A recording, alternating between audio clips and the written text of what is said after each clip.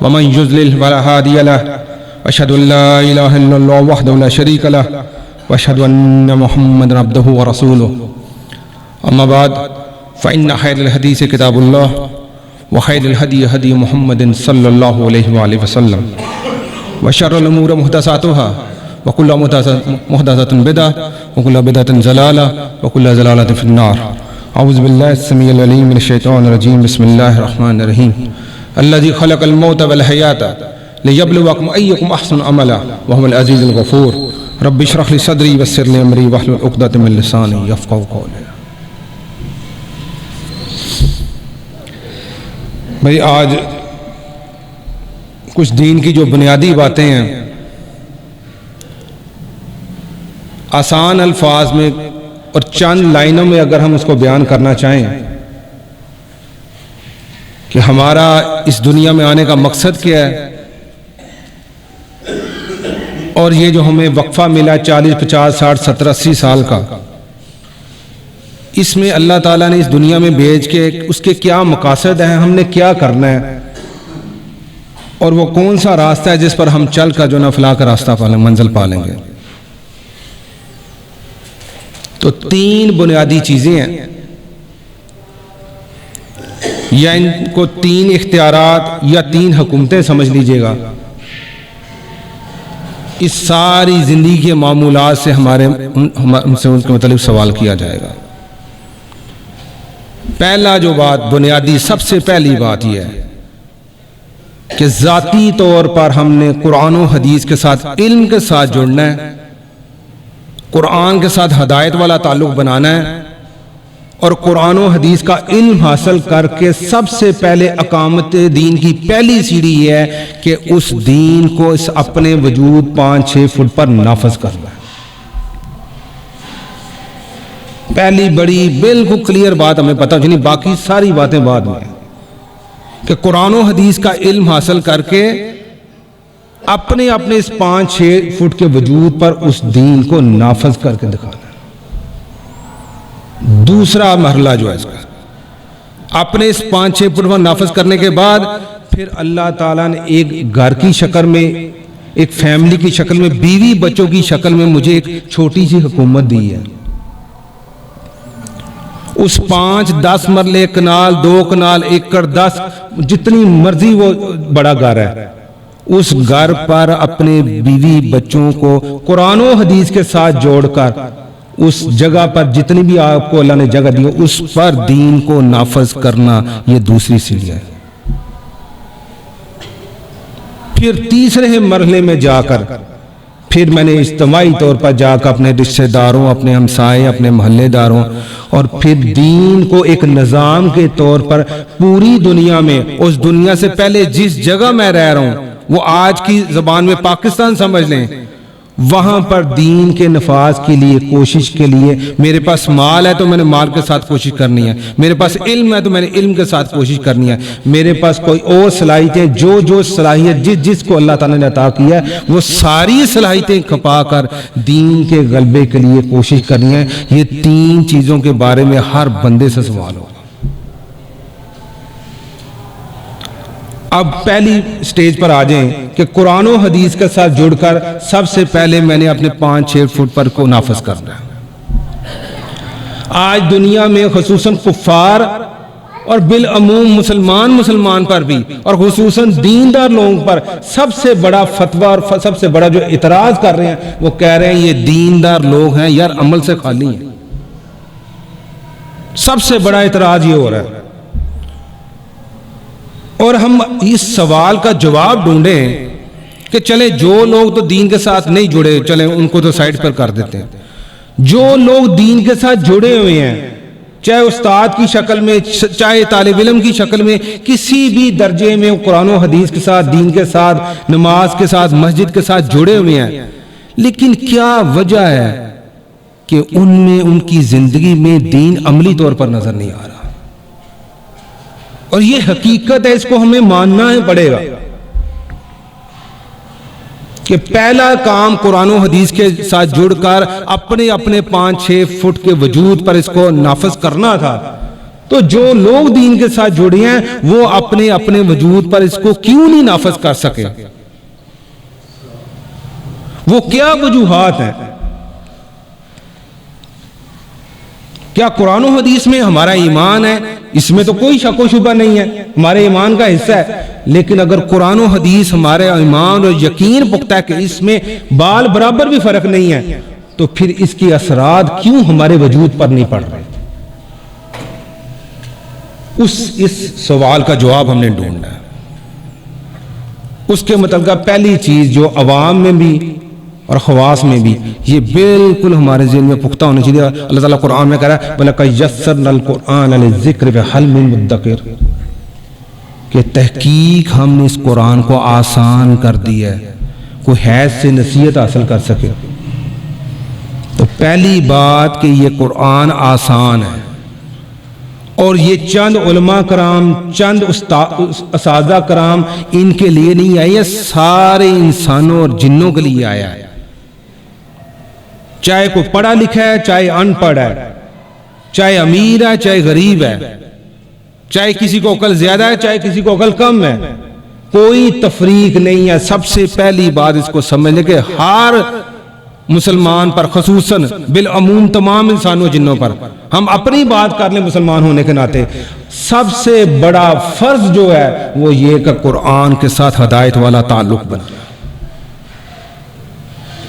اگر میری یہ پہلی سیڑھی، اگر میرا قرآن کے ساتھ ہدایت والا تعلق نہیں بنا تو میں پہلی سیڑھی پر فیل ہوں. باقی جتنے مرضی اعمال کر لوں وہ کمزور ہی رہیں گے.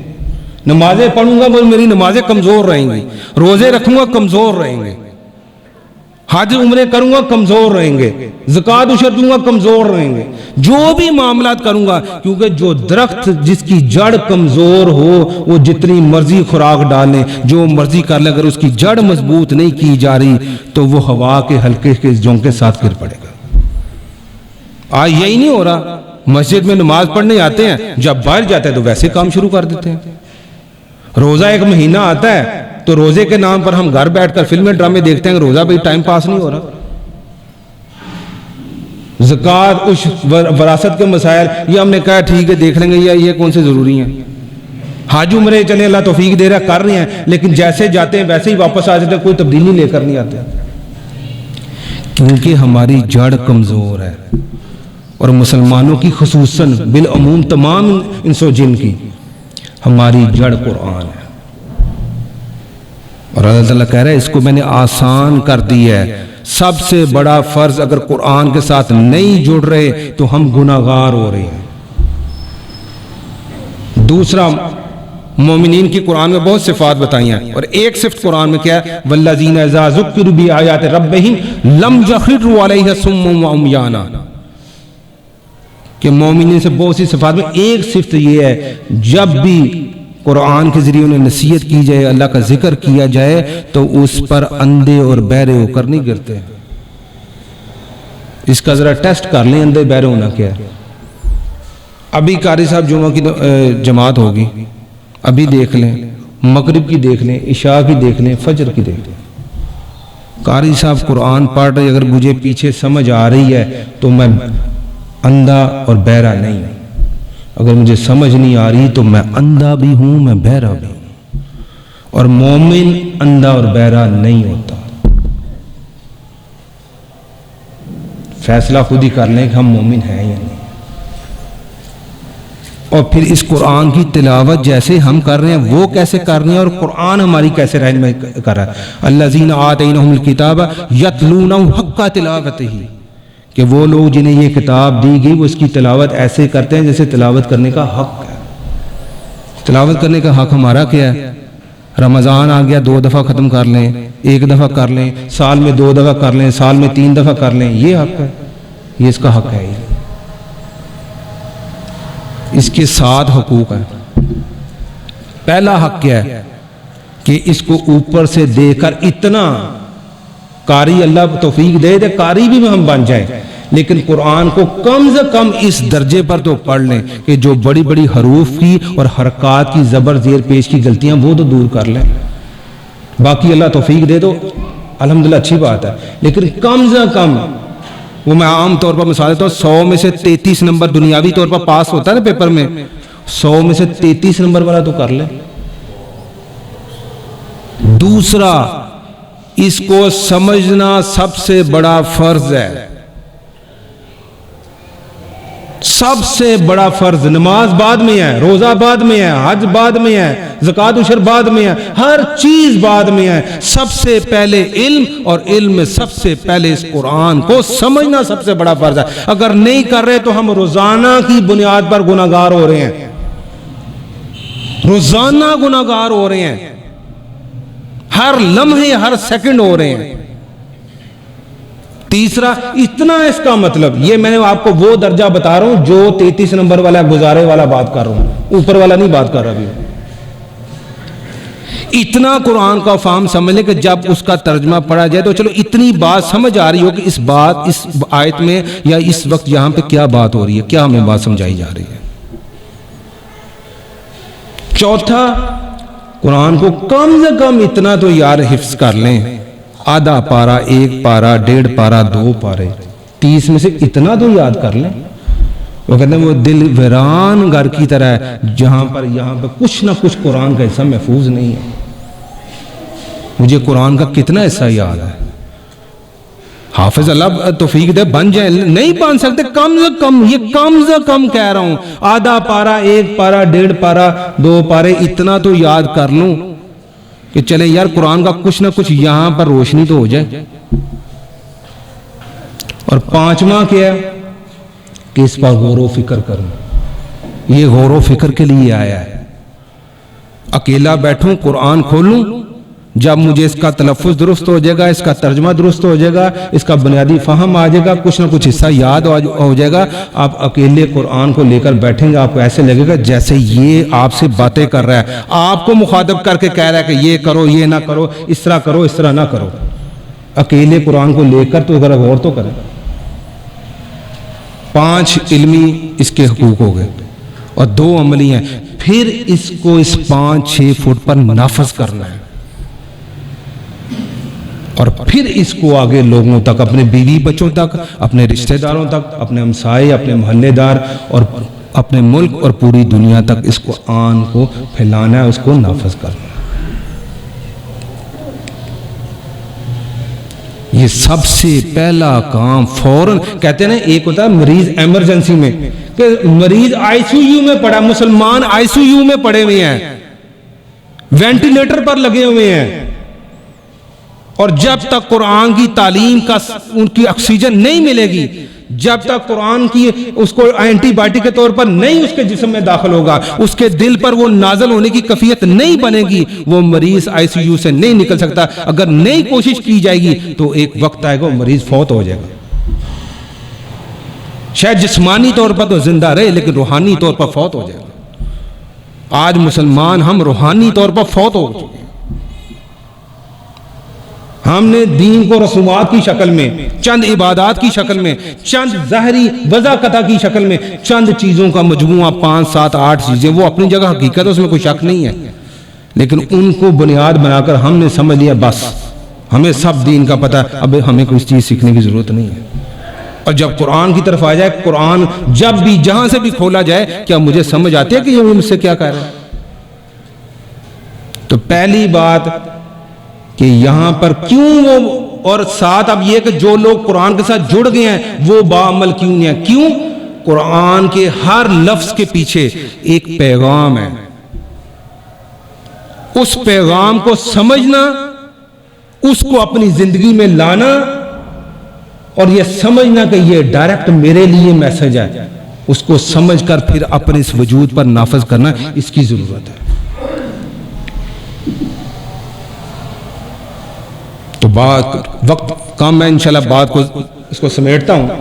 بات کیا سمجھ آئی کہ قرآن آسان ہے، مومن اس پر اندھا اور بہرا ہو کر نہیں گرتا، اور جب اس کی تلاوت کی جائے، تلاوت کرنے کا حق کیسے ادا کرتا ہے کہ اس کا تلفظ، اس کا ترجمہ، اس کا بنیادی فہم، اس کا کچھ نہ کچھ حصہ یاد کرنا، اس میں غور و فکر کرنا، اس کو 5-6 فٹ پر نافذ کرنا اور لوگوں تک پہنچانا، یہ اس کی تلاوت کے حقوق ہیں۔ اور حقوق میں جب حق نہ دیا حق فرض ہوتا ہے، اگر حق نہ دیا جائے تو بندے کی پکڑ ہوتی ہے، گناہگار ہوتا ہے، جواب دہ ہوتا ہے۔ اب اگلی پہلا درجہ طے ہو گیا، اب کیا کرنا ہے؟ شادی ہو گئی، بچے ہو گئے، اب اس 5 10 2.5 مرلے 5 مرلے 1 کنال 2 کنال جتنا بھی آپ کا گھر ہے وہاں پر آپ نے اسلام کی رٹ کو نافذ کرنا تھا۔ اس کی پہلی بنیاد کیا تھی؟ آپ نے جس عورت کا انتخاب کرنا تھا، جس نے آپ کے ساتھ چل کر اس نظام کے گھر کا نظام کو چلانا تھا، اس کا انتخاب کیا کرنا تھا۔ حدیث ہے، اس کا مفہوم یہ ہے کہ 4 چیزیں ہیں جس کی وجہ سے تم کسی عورت کا انتخاب کرتے ہو: دین، خوبصورتی، مال، خاندان۔ دین کو ترجیح دینا،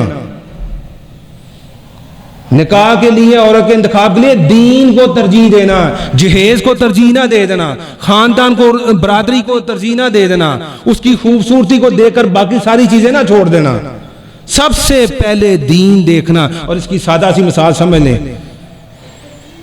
کہ ایک زمین ہوتی ہے بنجر، ایک ہوتی ہے زرخیز۔ ریٹ کس کا زیادہ ہوتا ہے جی؟ زرخیز کا کہ بنجر کا؟ زرخیز کا ہوتا ہے نا بھائی۔ اس میں 50 من ہوتی ہے، اس میں 20 من ہوتی ہے، اس میں 80 من ہوتی ہے، اس میں 40 من ہوتی ہے۔ کس کے پیسے بھریں گے؟ زیادہ والی کے۔ جس کھیتی سے میں نے ایک نسل، ایک کھیتی فصل لینی تھی زرخیز، وہ کھیتی میں بنجر خرید لوں، دین کو سائڈ پر رکھ کر خوبصورتی کو ترجیح دے دوں، دین کو سائڈ پر رکھ کر اس کے خاندان کو ترجیح دے دوں، دین کو سائڈ پر رکھ کر اس کے مال کو ترجیح دے دوں، یہ ایسے ہی آپ نے بنجر زمین خریدنی ہے، دین کو نہیں ترجیح دی، تو فصل کیسی ہوگی؟ وہ جو اولاد وہاں سے بنے گی وہ پھر وہ مومنین کی والی اولاد نہیں ہوگی، وہ پھر آپ کو باتیں کرنے والی اولاد ہوگی۔ اور جب آپ اس کھیتی کا کہہ گئے اللہ تعالیٰ نے عورتیں تمہاری کھیتی ہیں، اس کھیتی سے فصل لینی ہے اولاد کی، جب دین کو ترجیح دیں گے پھر کیا وہ عورت بنے گی؟ قرآن کہتا ہے ہن لباس لکم وانتم لباس لہن۔ جب دین کو ترجیح دو گے میاں بیوی لباس ہیں۔ اب لباس کیسے ہیں؟ لباس کیا کرتا ہے؟ سب سے پہلے لباس آپ کے جسم کے سب سے پہلے عیب چھپاتا ہے۔ میرے جسم پر کوئی عیب ہے اس کپڑے کی وجہ سے چھپا ہے، آپ کو پتہ کوئی عیب ہے؟ میرے اس بازو میں کوئی عیب ہے، آپ کو نظر آ رہا ہے؟ نہیں آ رہا، اس لباس نے چھپایا۔ میاں بیوی کا رشتہ ایسا ہے جو ایک دوسرے کے عیب چھپاتے ہیں۔ یہ نہیں کرتے کہ بیوی کو موقع ملا تو بندے دی بدخویاں تڑا تڑ، اور بندے کو موقع ملا تو ان کا کتھوں ہے منو یہو جی ٹکر گئی جناب نے منو جگہ جگہ پنڈن لگی۔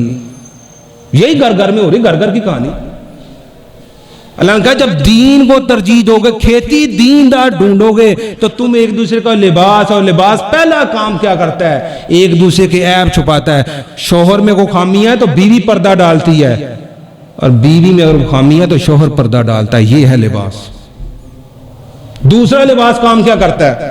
آپ کو سردی اور گرمی سے بچاتا ہے۔ ابھی سردی ہے نا، سردی میں ہم موٹے کپڑے پہنتے ہیں، گرمی میں پتلے کپڑے پہنتے ہیں۔ کیوں؟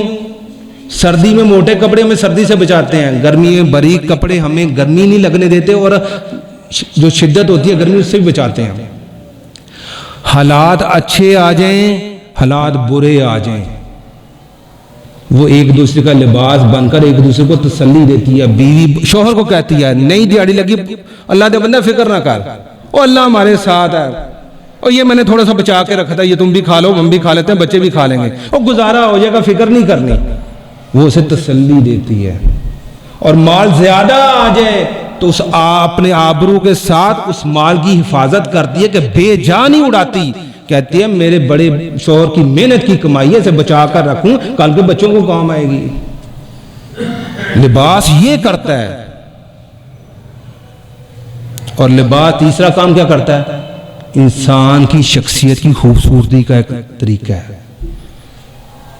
وہ جو ایک غیر مرد اور ایک عورت نکاح سے پہلے تھے، اگر نکاح کے بعد مرد نے اس عورت کی شادی کے بعد اس کے خاندان میں اس کی عزت بڑھا دی ہے، اور عورت نے مرد کے شادی کے بعد مرد کے خاندان میں اس کی عزت بڑھا دی تو ایک دوسرے کا لباس پہنتے ہیں. اگلا کام کرتا ہے قرآن کہتا ہے لِتَسْكُنُوا عَلَيْهَا, ایک دوسرے سے سکون حاصل کرتے. تم عورتوں سے سکون حاصل کرتے ہو. ایک جسمانی سکون تو اپنی جگہ ہے ہی, دوسرا کیا ذہنی طور پر عورت مرد کو اور مرد کو جو نا عورت کو سکون میں لے آتا ہے. عورت کے اندر کوئی عیب ہے, کوئی 6 ماہ سال 2 سال بچہ نہیں ہو رہا, سارے باتیں کرتے ہیں, بندہ کہتا ہے اس کا شوہر او پلیے لو کے فکر نہ کر, اللہ نے جو لکھیا تو مل جائے گی اولاد. اور مرد کے اگر کوئی معاملات خراب ہیں تو وہ کہتی ہے شوہر کو کہتی ہے وہ فکر نہ کر اللہ بہتر کرے گا. اس کو ذہنی طور پر سکون کی حالت میں لاتی ہے, جسمانی طور پر سکون کی حالت میں لاتی ہے, اور قلبی اور روحانی طور پر دونوں شادی سے پہلے علم ایمان اور اعمال کی جس جگہ پر کھڑے تھے, جو ہی دونوں کا نکاح ہوا مرد نے عورت کو رب کے قریب کر دیا, عورت نے مرد کو رب کے قریب کر دیا, دین کے اور قریب لے. یہی لباس.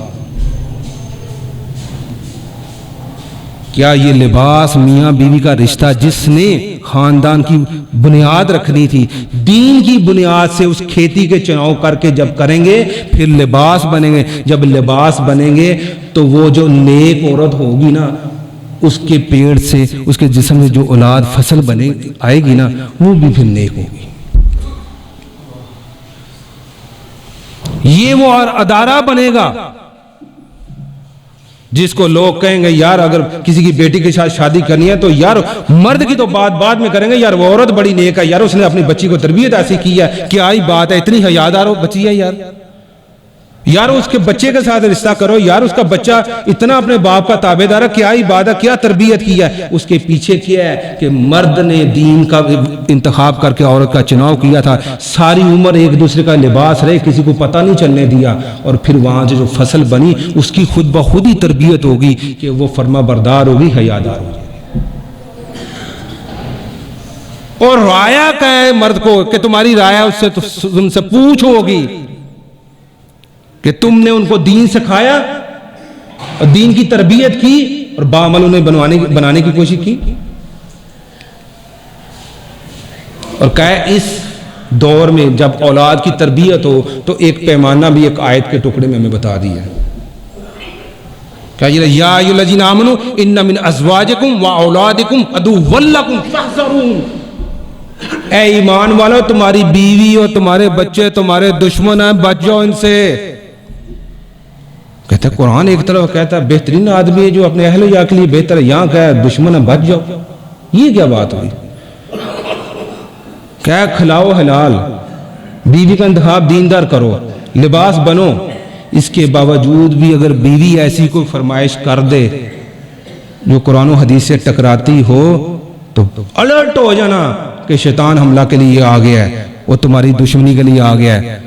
اس لیے اس عورت کی محبت میں اس مغلوب ہو کر کوئی ایسا کام نہ کر دینا جو قرآن و حدیث سے ٹکراتا ہو. اگر تم نے بیوی کی محبت سے مغلوب ہو کر ایسا کام کر دیا, بیوی کہتی ہے میں نے بے پردگی کرنی ہے, میں نے شادی پر سرخی پاؤڈر لپسٹک لگا کر کھلے بال چھوڑ کر میں نے اپنے کزن میں اپنے جناب رشتہ داروں میں پھرنا ہے, اس طرح میری تو خوبصورتی کا نہیں پتہ چلے گا, میں نے خوشبو اچھی طرح لگانی ہے تاکہ دور سے پتہ چلے کہ فلاں کی عورت آ رہی ہے, میں نے یہ کام کرنے ہیں. اور میں کہتا ہوں مجھے بیوی سے بڑی محبت ہے, کیا کروں یار, اب بیوی کو تو خوش کرنا ہے, اور چلو اتنا سا کام کر لو, خیر کوئی بات نہیں. تو سمجھے بچ جاؤ, وہ تمہارے دشمن ہیں. اس کا مطلب یہ نہیں کہ ڈنڈا پکڑ لینا ہے, ڈنڈا نہیں پکڑنا, پیار سے انہیں سمجھانا.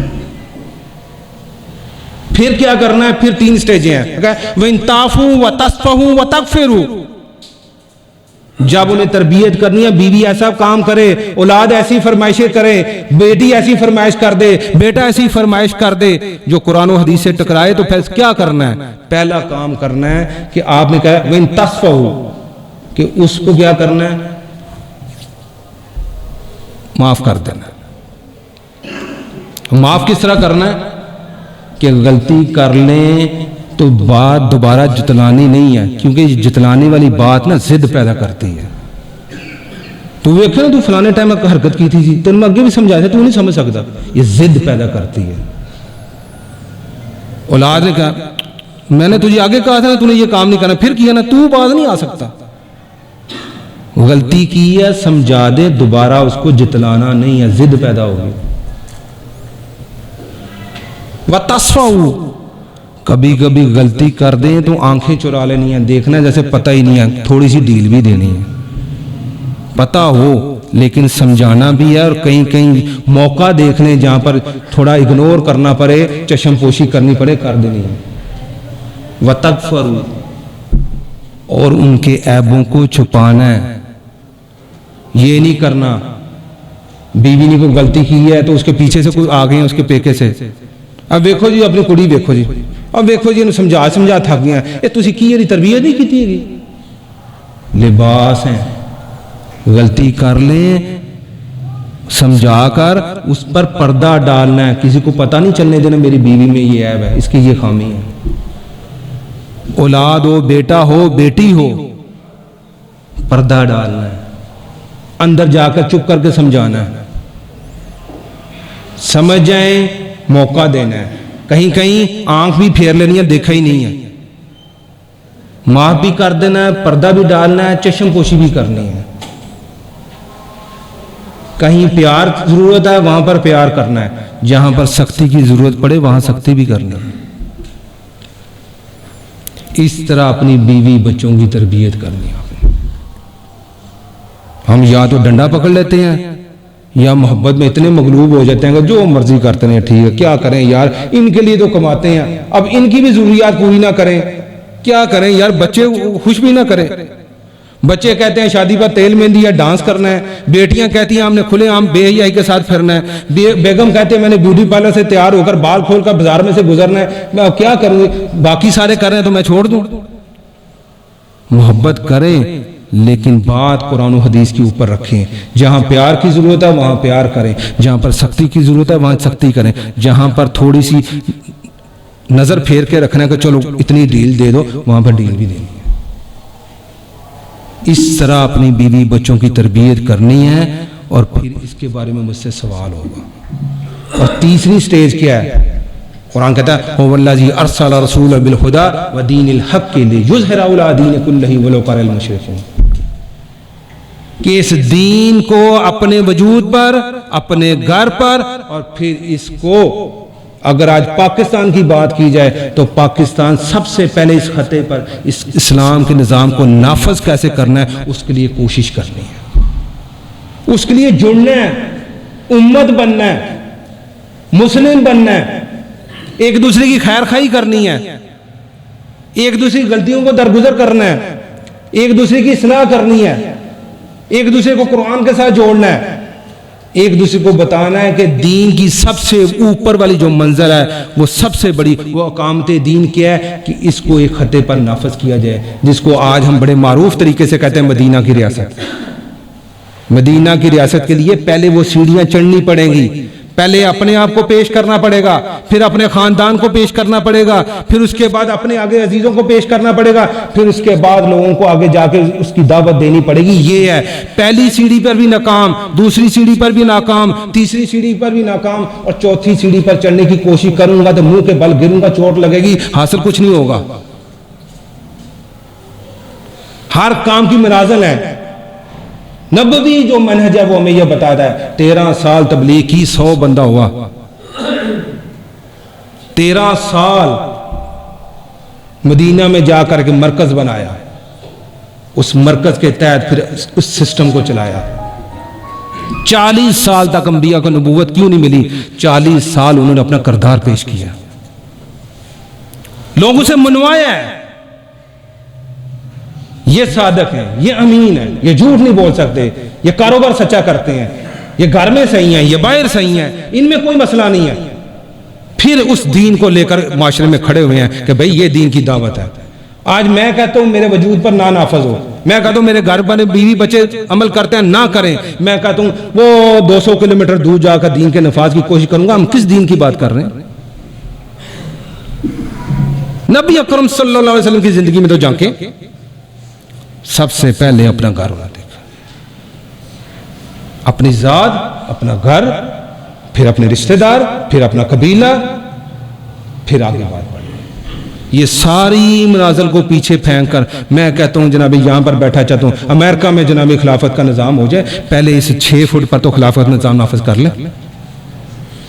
جذبات ہمارے بہت ہیں، ہونے بھی چاہیے، اچھی بات ہے، لیکن جذبات کے گھوڑے پر جب تک دلائل کا سوار نہ اوپر سوار ہو تو گھوڑا سر پر دوڑے گا، کہیں نہ کہیں غلط راستے پر چلا جائے گا۔ اور ہماری بنیاد کیا ہے؟ ہم نے اس قرآن کے ساتھ جڑنا ہے۔ سب سے بڑا فرض، ساری باتیں چھوڑ دیں، سب سے بڑا فرض قرآن کے ساتھ، پھر نبی اکرم صلی اللہ علیہ وسلم حدیث کے ساتھ جڑنا۔ اب نبی اکرم صلی اللہ علیہ وسلم حدیث کے ساتھ بھی ہم مذاق کرتے ہیں، زبان سے نہیں کہتے لیکن میرا عمل مذاق کر رہا ہے۔ کیا نبی اکرم صلی اللہ علیہ وسلم کی حدیث کے ساتھ جڑنا کیسے تھا؟ عمل کے ساتھ۔ کیسے؟ اللہ نے مجھے باپ بنا دیا ہے تو میں آپ کی سیرت میں جھانکوں، بطور باپ میں نے کیسے بننا ہے؟ میری شادی ہو گئی ہے، بطور میں نے داماد کیسے بننا ہے؟ نبی اکرم صلی اللہ علیہ وسلم کی سیرت سے سبق حاصل کروں۔ میں نے بطور شوہر کیسے بننا ہے؟ آپ کی سیرت میں جھانکوں۔ میں نے بطور دوست کیسے بننا ہے؟ آپ کی سیرت سے جھانکوں۔ میں نے بطور ہادی کیسے بننا ہے؟ آپ کی سیرت سے حاصل کروں۔ میں نے بطور رشتہ داروں کے ساتھ معاملہ کیسے کرنے ہیں؟ آپ کی سیرت سے جانوں۔ کیا میرا نبی اکرم صلی اللہ علیہ وسلم کی ذات کے ساتھ اس طرح عملی تعلق ہے؟ میں تو صرف جذباتی کچھ نہ رہی ہیں، جذباتی لگاؤ ہے، جان بھی قربان ہے، سارا کچھ قربان ہے، لیکن یہ بات نہ کریں کہ کوئی حدیث روزانہ ایک حدیث ہی سیکھ لوں، روزانہ ان کی سیرت کا ایک صفحہ ہی پڑھ لوں۔ دعوے بہت ہیں میرے، لیکن ان کو عملی طور پر میں نے نبی مانا ہے۔ عملی طور پر نبی ماننے کا مطلب یہ کہ جب بھی جس جگہ میں نے تاجر کیسے بننا ہے، آپ کی زندگی سے میں نے رہنمائی حاصل کرنی ہے۔ میں نے حلال روزی کیسے کمانی ہے، آپ کی زندگی سے، آپ کی سیرت سے اس کو رہنمائی حاصل کرنی ہے۔ لیکن میں نے چند چیزیں پکڑ لی ہیں، ان کو لے کر انہی کو پکڑ کر اسی کے ارد گرد ساری عمر گزر جاتی ہے۔ میرا نقشہ کیا ہے؟ میں کہتا ہوں بھائی مجھے دین کی کیا سمجھ آ گئی ہے؟ داڑھی رکھ لی اچھی بات ہے، دین کا داڑھی رکھ لی، سر پر ٹوپی پہن لی، نماز پڑھ لی، روزے رکھ لیے، کو حج عمرہ کر لیا بس، یا ایک دو اور اعمال کر لیے، اور جب میں زیادہ بوڑھا ہو گیا مسجد کے میں نے کسی کونے میں جا کر وہ کونا پکڑ لیا، 2 4 5 سال گزارے، ایک دن اعلان ہو گیا حاجی صاحب فوت ہو گئے ہیں، ان کو دفناؤ، جنازے میں ختم ہو گئی۔ یہی میرا دین۔ کہاں گیا قرآن؟ کہاں گیا میرے نبی کی حدیث؟ کہاں گیا میرے نبی کی سنت کا طریقہ؟ کہاں گیا آپ کی سیرت سے تعلق، آپ کے صحابہ کے ساتھ تعلق؟ کہاں گیا میرا پوری زندگی، ایک ایک لمحہ میرا، ہر سیکنڈ، ہر لمحہ میرا قرآن و حدیث سے خالی نہیں ہے اور نہیں ہونا چاہیے؟ لیکن میں نے چند عبادات اور چند کچھ عقائد وہ بھی بڑے کمزور گئے، نہ میرا رب کے ساتھ تعلق ہے یقین والا، نہ میرا نبی اکرم صلی اللہ علیہ وسلم کے ساتھ عملی طور پر۔ ڈائریکٹ آ جاتا پڑھ لو، سمجھ لو، کر لو۔ نبی کو کیوں بھیجا؟ تاکہ وہ عملی طور پر اس قرآن کی تفسیر کر کے بتائے کہ قرآن پر اس طرح عمل کرنا ہے۔ تو ہم نے تو قرآن اور حدیث کو سمجھا بس ٹھیک ہے، کچھ جناب نے کوئی کسی نے تویز کر دیا، کسی نے کوئی معاملات کر دیے، اس طرح کی چیزوں میں پڑھ کر چند رسومات کر کے، نہ میری شادی، نہ میری غمیاں، نہ میرا کاروبار، نہ میرے گھر کا ماحول، نہ میرے رشتہ داریاں، نہ میرے دوست احباب، میرا ہر چیز دین سے خالی ہے۔ اس لیے خدا را ایک آیت سے شروع کرنے، ایک حدیث سے شروع کر دیں، شروعات تو کریں۔ جب اللہ تعالیٰ کہہ رہا ہے میں نے اسے آسان کر دیا ہے، تو کون ہے دنیا کی دوسری طاقت جو کہتی ہے مشکل؟ جو کہتا ہے مشکل ہے وہ رب کی بات کو جھٹلا رہا ہے۔ آسان ہے، اس کے ساتھ ہدایت والا تعلق بنا۔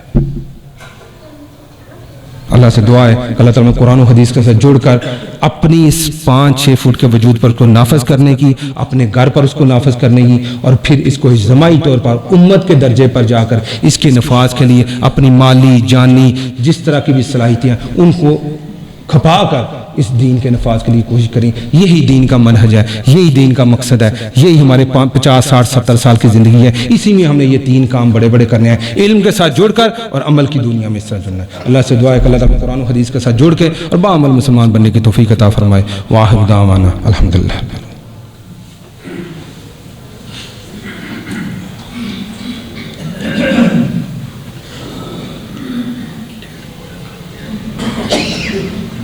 ہاں جی اور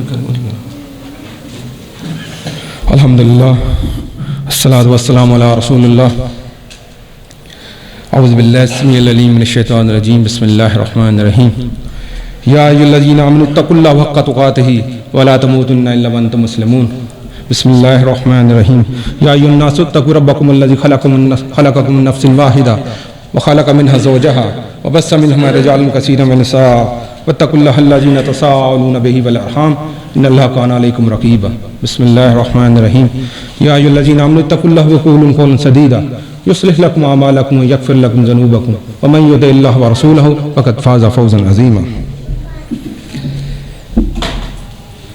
بھائی ابھی جو ہم نے بات کی ہے تو گفتگو کا سارا جو مرکز اور محور یہی تھا کہ ہم نے قرآن و حدیث کے ساتھ عملی طور پر ہدایت والا تعلق بنانا ہے اور اس کی عملی طور پر ثبوت ہم نے چیک کرنا ہو